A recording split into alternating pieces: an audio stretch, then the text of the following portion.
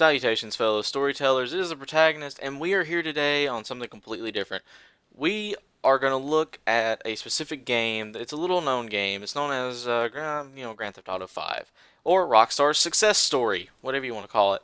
And we're going to look at the vehicles in the game. I want to do a new series where I look at all the vehicles categorically and I dissect them and I state without, or at least in my personal opinion, what is the best car in that category. Or in this case, we're looking at the supercars. Now, I don't expect a lot of lower levels, especially this late in the game, to know which one's the best, because they probably haven't had a lot of experience, at least with the stock ones. They probably have had some experience with those, but not with the upgraded ones. And that's what I'm looking at, upgraded, tuned out versions of them. Now, at time of recording, today is June 4th, and it's actually perfect timing because a new supercar is coming out next week.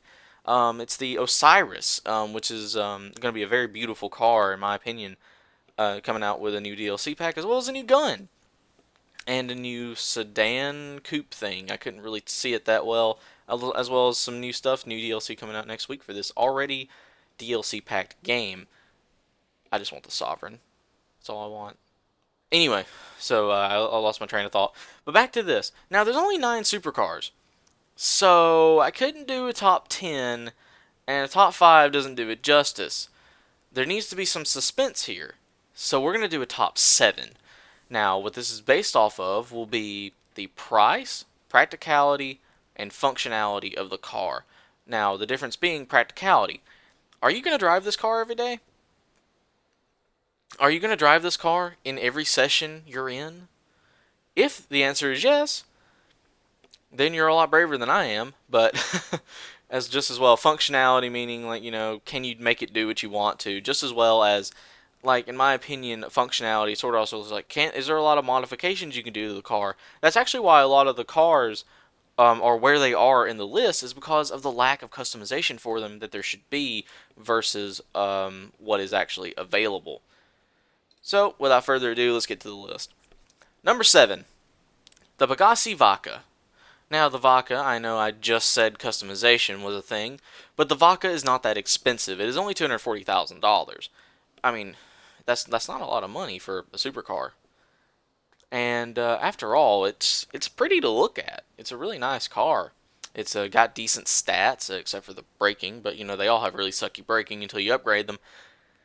And it has comparable, actually it has faster acceleration. No, it doesn't. It has comparable acceleration, that's what I've been trying to say for a while now, to the to the Adder, which is a much more expensive car. And I bet you it handles better. I can almost guarantee you it does. Okay, so yes, you can't really do a lot to it except paint it and put wheels on it, but the same thing with the Adder. And this is $760,000 cheaper. That's why it's here. Number 6, Pegasi Xintur. Don't know why I said it that way. This car, $440,000, alright, a little more expensive. Better stats, worse braking, but better handling, better speed, better everything except braking.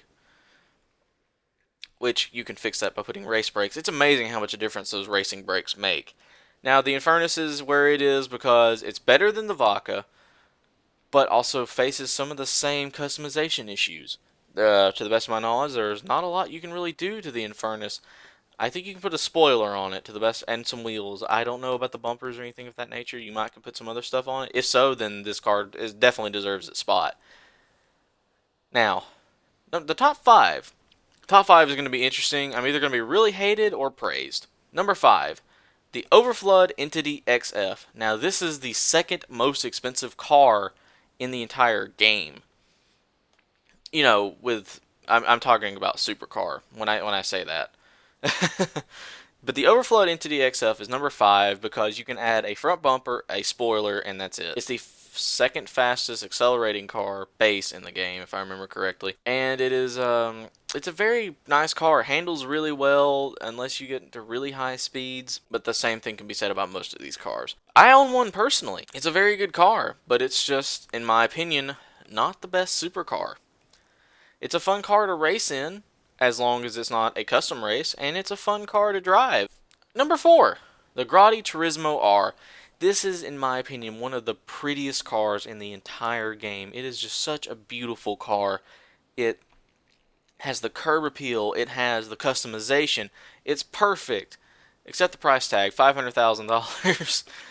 It's cheaper than the Overflood, so the question might be, if you like the Turismo so much, why don't you own that instead of the Entity? I bought the Entity first, and there's a glitch on PC where I can't sell my Entity yet, but once I sell my Entity, the Turismo will be what I buy. I'm telling you that right now. The Grotty Turismo, I'm sure, has very similar stats. I had a stock one going up against some of my friends, and they were in stock entities. I was keeping up with them pretty well.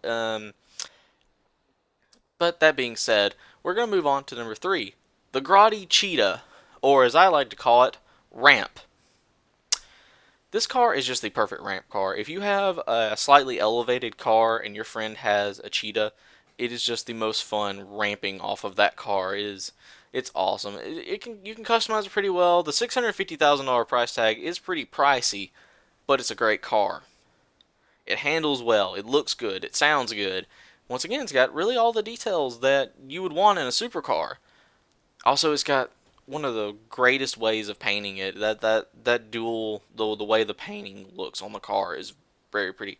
The spoiler looks a little awkward and gaudy, but I can make an exception for that.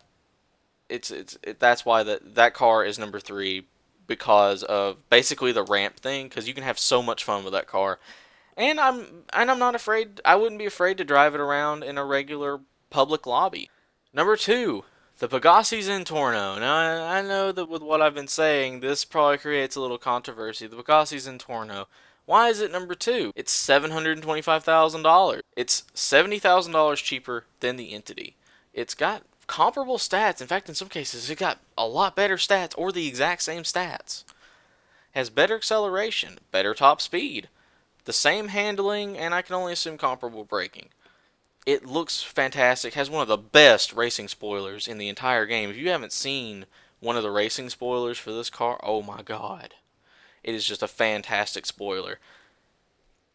So low to the ground, there's no suspension. It handles incredibly well. It's very, very practical. You can go off-roading in it.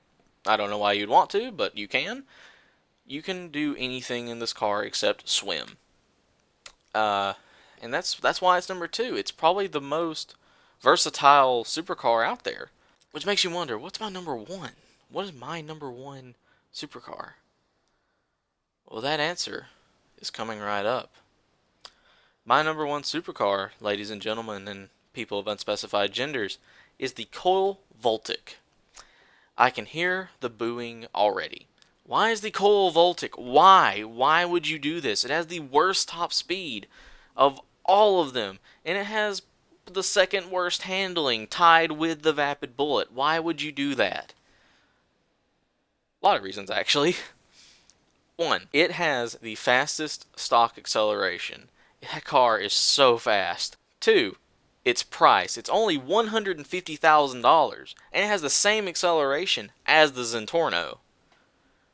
3, it has the best braking in the category comparatively to the Adder and the Vodka. Theirs is the highest at 3.3 stock. It's electric. And I know you're thinking, but the game's not environmental, so what does that matter? Here's why it matters. I can hit you at like 180 miles an hour, and other than looking at the dot on the minimap, you have no idea I'm coming.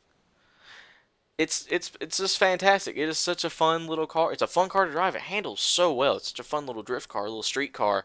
Plus, it looks really good. Just about no matter what color you put on it, the car looks good. And it's just in my opinion, it is the perfect supercar. Doesn't really matter what level it is. You're gonna have fun driving this car. And for anyone wondering, like, oh well, that's not true. I'm a level 100 and something, and I don't own a Voltic. Yeah, well, I'm a level 132, 33, 34, something in there. I'm in the 130s, and I am a firm believer that the Coil Voltic is the best supercar I've ever driven. It does everything perfectly. It is so fast. The acceleration will catch you off guard if you've never driven one. But that is my opinion on the supercars. That is the top 7, 7th worst to best. Coil Voltic taking it. The Adder, in my opinion, is the worst supercar on the market. Someone's going to ask why, so I'm going to go ahead and explain in the time that, because I didn't think this video was going to, I thought this video was going to take a lot longer. So here's why the Adder is the worst car. It's really fast, but it's really fast. It's $1 million. For comparable speed, I can go to just about any other supercar and get the same, not the top speed, but you're never going to reach top speed unless you just have an infinite straight line with no obstacle. So I'm not too concerned about that. It has abysmal handling. It has the worst handling in the category, and it shows on the road.